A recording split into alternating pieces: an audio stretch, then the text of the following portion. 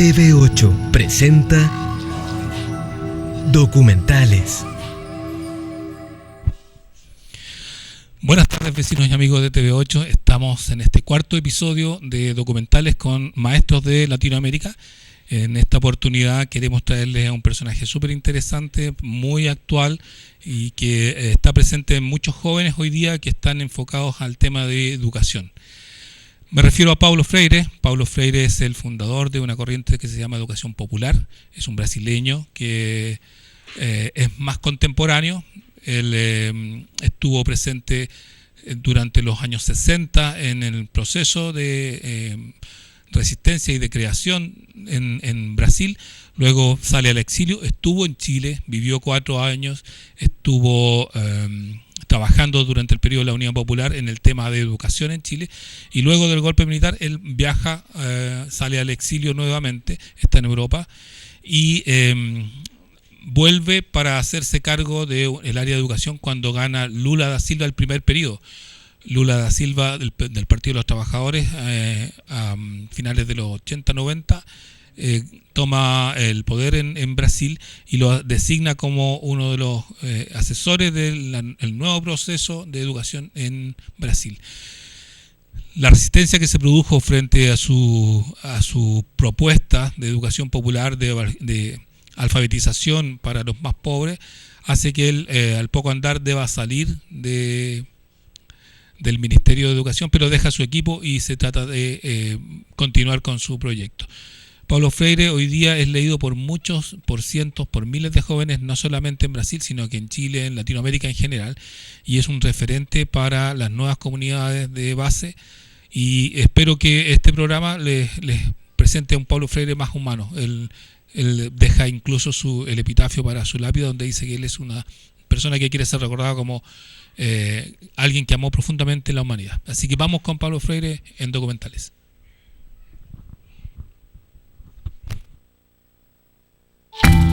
Nacido en Brasil en 1921, conceptualizó e impulsó un nuevo tipo de vínculo pedagógico.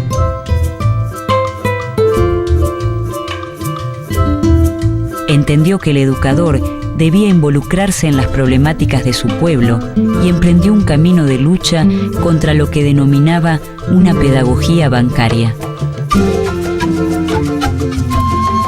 Pedagogo, escritor, político y pensador, Paulo Freire concibió la educación como una acción política capaz de liberar a los oprimidos.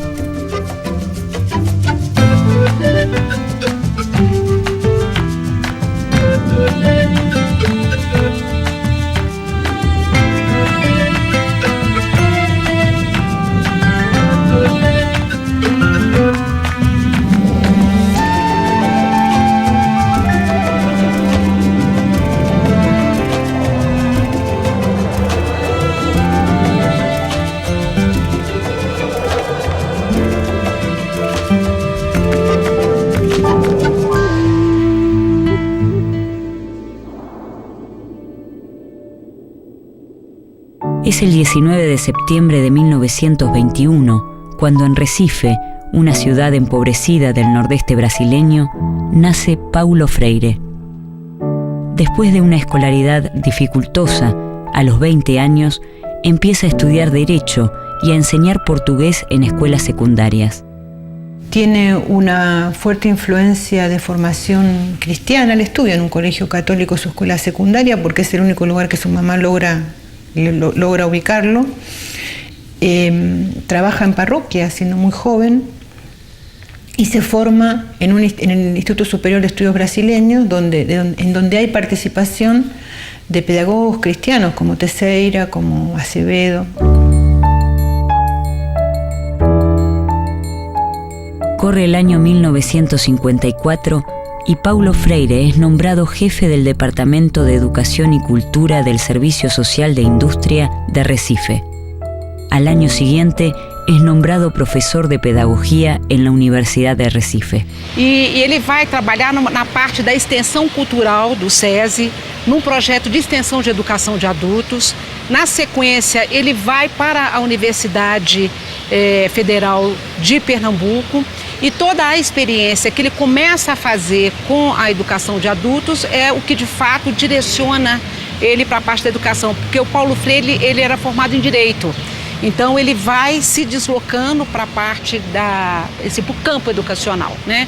A esposa do Paulo, a primeira esposa, que era a Elza, de fato que era professora primária, e onde nessa parceria de casamento e de ideias ele começa a ter o foco na questão educacional. Então o Paulo Freire no Nordeste, nós tínhamos um discurso no final dos anos 50 do governo do Juscelino Kubitschek, que o país não se desenvolvia porque nós tínhamos mais da metade da população brasileira analfabeta. Freire promueve la participación crítica de padres y de alumnos sobre las cuestiones que hacen a la vida de la escuela y de la sociedad. También se preocupa porque los trabajadores reflexionen y tomen conciencia sobre sus problemas educativos, sindicales, laborales y familiares.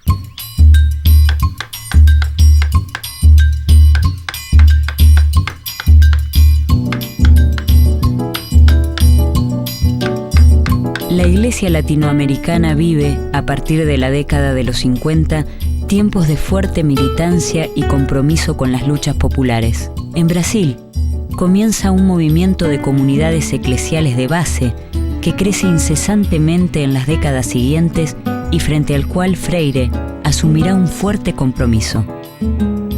Es el año 1960. Paulo Freire funda el Movimiento de Cultura Popular, donde amplía su concepción sobre alfabetización y educación de adultos. Eu acho que vão ter outros agregados, que é o próprio desenvolvimento dessa metodologia, né, de alfabetizar, que está articulado com toda uma reflexão local, né, da cultura das pessoas e a cultura de uma certa comunidade, e a partir de um processo de reflexão você vai pensando algumas palavras deste contexto, e essas palavras que vão se transformar em palavras geradoras, elas vão se constituir como esse elemento, né, um elemento significativo de você desenvolver o processo de alfabetização. Tanto é que assim, o Paulo Freire ele é muito reduzido, né? Eles tomam o Paulo Freire apenas como um método que seria um método rápido de alfabetizar em 2, 3 meses as pessoas. O método é muito mais do que juntar sílabas, ele é muito mais um processo de conscientização, né, da sua condição numa determinada sociedade, e é claro, ele também quer ensinar as pessoas a se apoderar da leitura e da escrita como uma arma política também no cenário, né, de luta e de processos de democratização e cidadania. Freire confirma que los trabajadores se interesan por las cuestiones políticas cuando se refieren directamente a sus problemáticas y necesidades.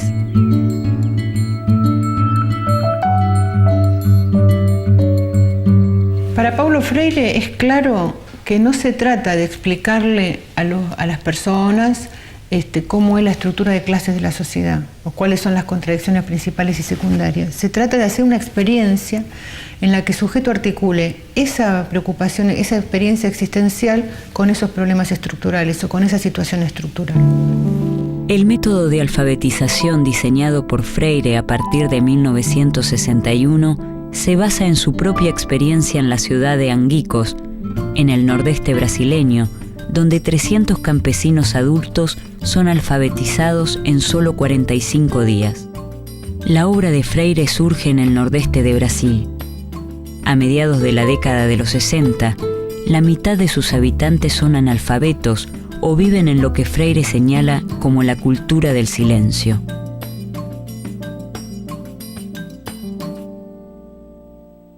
Mas a mais conhecida é uma experiência que ele realiza no interior do Rio Grande do Norte, que é um estado próximo ao seu estado natal, a Pernambuco. No interior ele vai fazer um trabalho de alfabetização junto a cortadores de cana, né? E é um trabalho onde ele vai ali testar alguns princípios daquilo que nós vamos conhecer posteriormente como a pedagogia do Paulo Freire, né?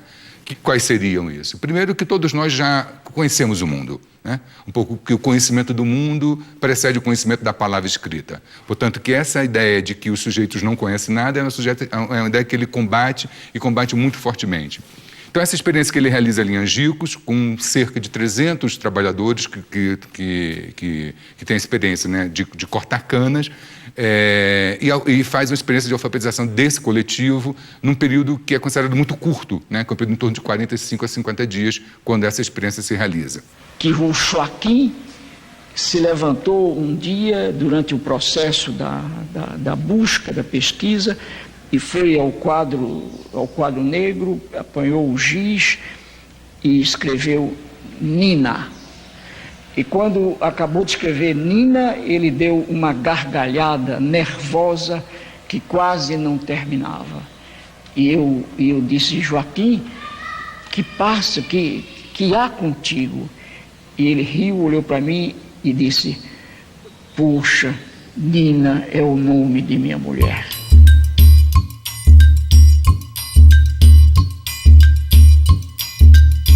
Para Freire, el universo vocabular es el conjunto de palabras con que los sujetos interpretan el mundo y contiene los temas y problemas que son significativos para los educandos.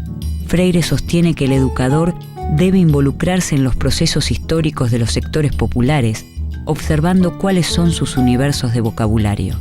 Considera que en una estructura de dominación, el lenguaje y la experiencia están alienados.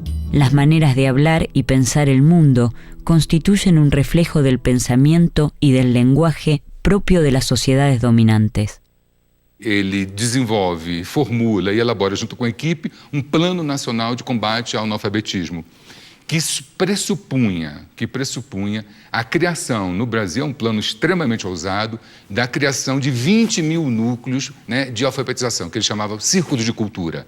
Isso, na concepção do Paulo Freire, é uma questão muito importante, porque ele não desagrega, ele não separa, né, a ideia da aprendizagem do mundo da leitura e da escrita do universo cultural.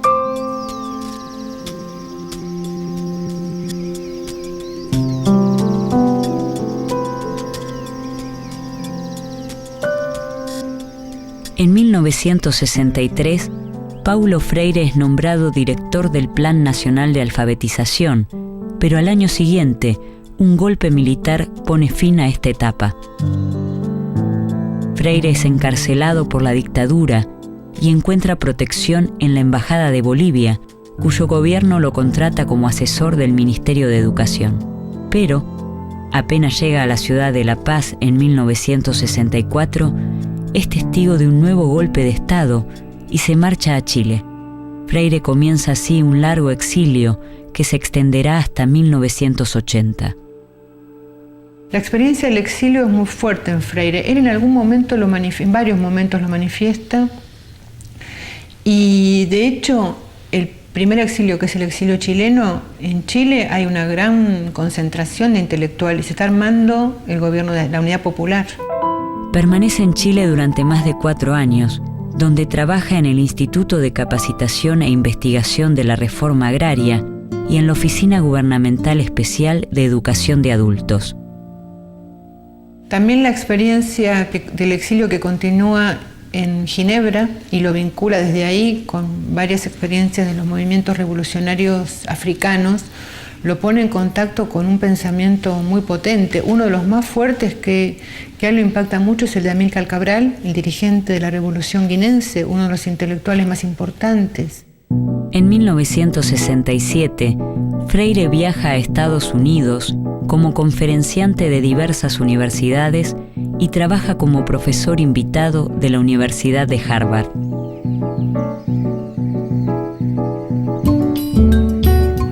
Concluye la década de los 60 y Paulo Freire publica el libro Extensión o Comunicación. En él concibe la extensión de la cultura como una operación invasora, mientras que, de modo opuesto, argumenta que la comunicación de la cultura fomenta la concientización, ya que no es posible aprender si los saberes están en contradicción con las experiencias personales.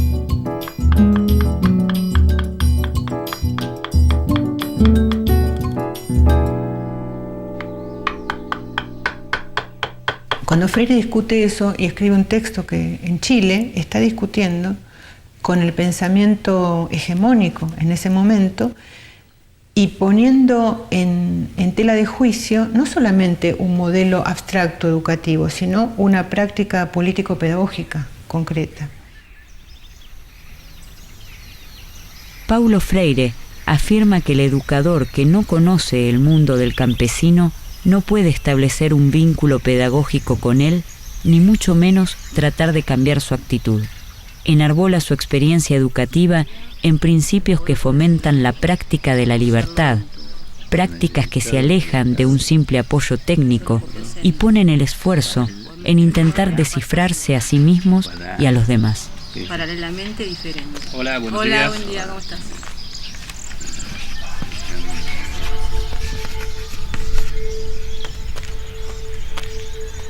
Vamos a esperar un ratito que vengan los compañeros y comenzamos la clase. Es a principios de los años 70 cuando Paulo Freire publica sus obras más famosas: La educación como práctica de la libertad y Pedagogía del oprimido. Estas son prohibidas por las dictaduras cívico-militares que asolan el Cono Sur. En La educación como práctica de la libertad, presenta una propuesta pedagógica para Brasil en la fase de transición de la sociedad agraria colonial a una sociedad independiente e industrializada. La publicación de Pedagogía del oprimido conforma un aporte latinoamericano fundamental al proceso de organización política de los sectores sociales dominados. Freire enfatiza el reconocimiento del estado de opresión como una situación de violencia y hace hincapié en la estrategia general de trabajo revolucionario con los oprimidos y no para ellos.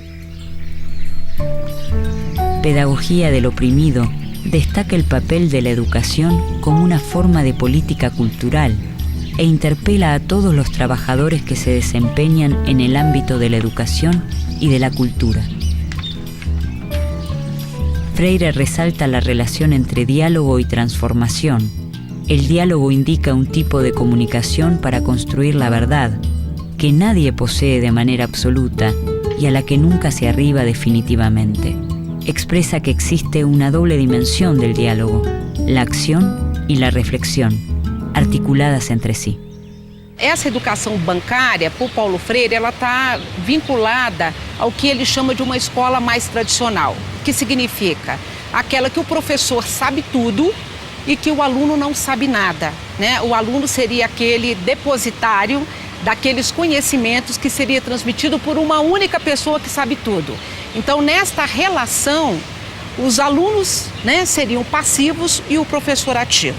Então, quer dizer, o que o Paulo Freire ele vai propor é que a gente se educa, né, ao mesmo tempo que é educado. Então, quer dizer, nesse sentido, o que faz a contraposição é que o professor ele tem que ter a capacidade de, conhecendo este universo cultural, histórico, linguístico dos alunos, ele poder organizar essas ideias e esses conhecimentos de uma forma sistematizada, ele aí criar todos os processos para que esse processo aí, no caso de alfabetização, ele se dê, ele aconteça.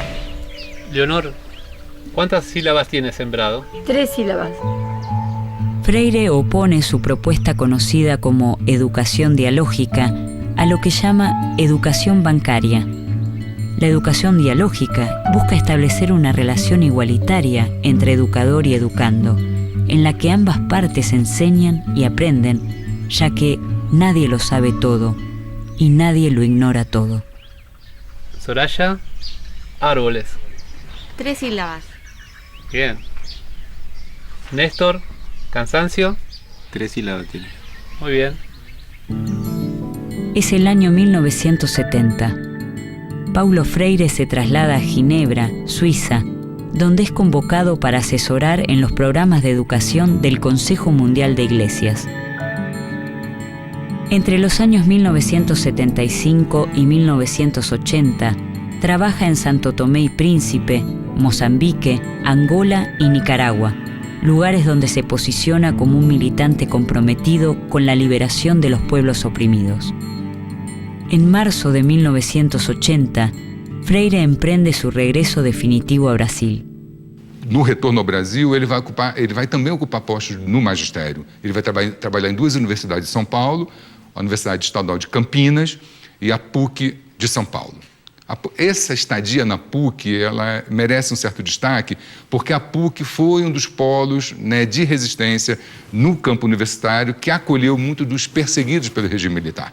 E ela abrigou muito daqueles que tinham passado pela experiência do exílio, e aí acho que ajuda a compreender um pouco a presença de Paulo Freire e a presença de vários intelectuais que vão trabalhar na PUC São Paulo e vão ajudar a organizar o campo da reflexão na educação com a criação, na verdade não a criação, mas com assim, a revigoração dos programas de pós-graduação no interior dessa universidade brasileira.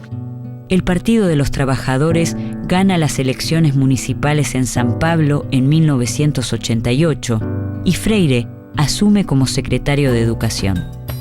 Su política se centra en 4 objetivos principales: ampliar el acceso y permanencia de los sectores populares a la educación pública, democratizar el poder pedagógico para que todos se vinculen en una planificación autogestionada, fomentar la construcción colectiva interdisciplinaria y la formación permanente del personal docente y contribuir a la eliminación definitiva del analfabetismo. Y el otro elemento que no quiero dejar de mencionar es la dificultad que tuvo Freire para esa gestión.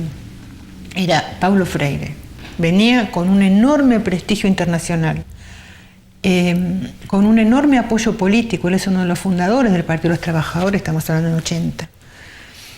Llega con enorme apoyo y tiene muchas dificultades para implementar transformaciones en el sistema escolar.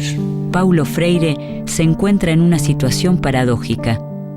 Crítico de la educación promovida por el Estado, es ahora funcionario público.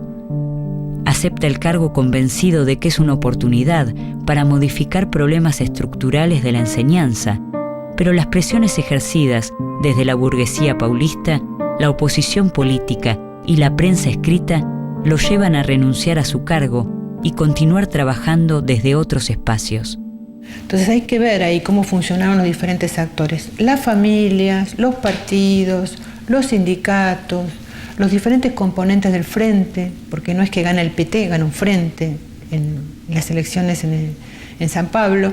Entonces me parece que toda esa complejidad, por lo menos para alertarnos de que no es fácil cambiar el sistema escolar. Si Paulo Freire no pudo, bueno, ¿cómo habría que hacerlo? Y en un momento él decide que lo mejor para que su equipo, que no es la gente, sino para que ese proyecto continúe, es que él se retire, ¿no? Entonces él dice, me voy para quedarme. Y de hecho queda el equipo que venía trabajando con él, desarrollando el proceso que se había iniciado.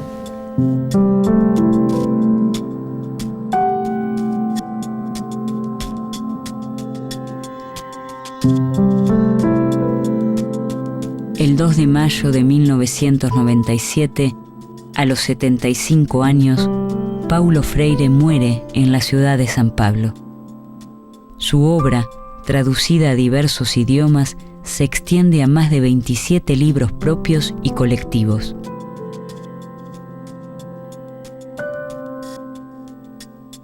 En algún momento Freire, en varios momentos, manifiesta que él está preocupado con convertirse en un mito. Y en algún momento que relata una experiencia un poco frustrante, donde la gente se va de una entrevista, es una situación complicada, dice, contento, he vencido mi propio mito y estoy contento con ello.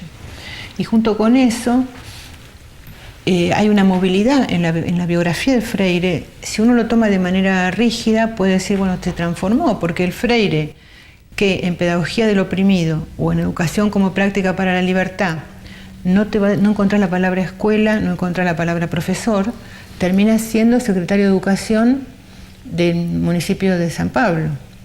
Entonces hay ahí un cambio importante. A mí me parece que esas transformaciones que Freire hace en las coyunturas son justamente en función de mantener la coherencia, que no es mantener la rigidez, sino ser capaz de mantener principios que se articulan de modo distinto en cada coyuntura. Então me parece que esses princípios gerais que estão presentes nessa ampla obra do Paulo Freire, eles ainda são necessários, né, porque o nosso mundo continua desigual, o nosso mundo continua estratificado, e esse compromisso com a liberdade, a luta contra as exclusões, me parece que ainda são bandeiras que foram abraçadas pelo Paulo Freire, que ainda são bandeiras do nosso presente, portanto, a leitura e a releitura da obra do Paulo Freire pode nos inspirar, pode nos nutrir, pode fertilizar as lutas do nosso presente. Eu nunca tinha pensado nisso, mas agora que você me desafia, e talvez a minha resposta seja pouco humilde, talvez seja, eu acho que não. Eu gostaria de ser lembrado como um sujeito que amou profundamente o mundo e as pessoas, os bichos, as árvores, as águas, a vida. Freire revolucionó el glosario de conceptos pedagógicos y produjo un giro radical en el modo en que entendemos los procesos educativos. Una educación que es acción y reflexión en cada paso, en cada huella que él mismo llevó adelante en su práctica, en una lucha comprometida por la escuela pública popular, por la alfabetización, por la igualdad y la liberación de los sectores oprimidos. Paulo Freire sigue dialogando con nosotros a la hora de pensar y accionar sobre la educación y la identidad latinoamericana.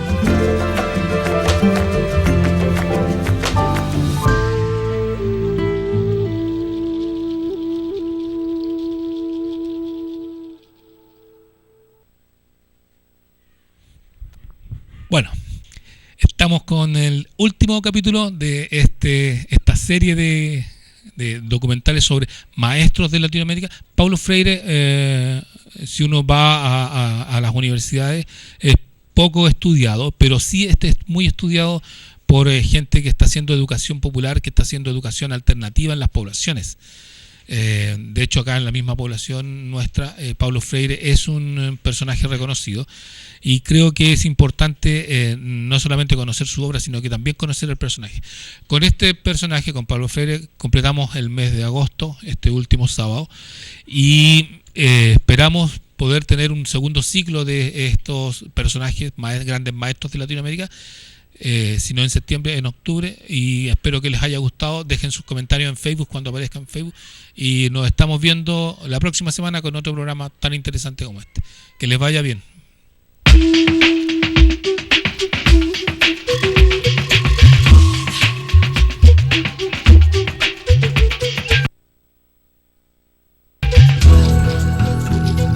TV8 presentó Documentales.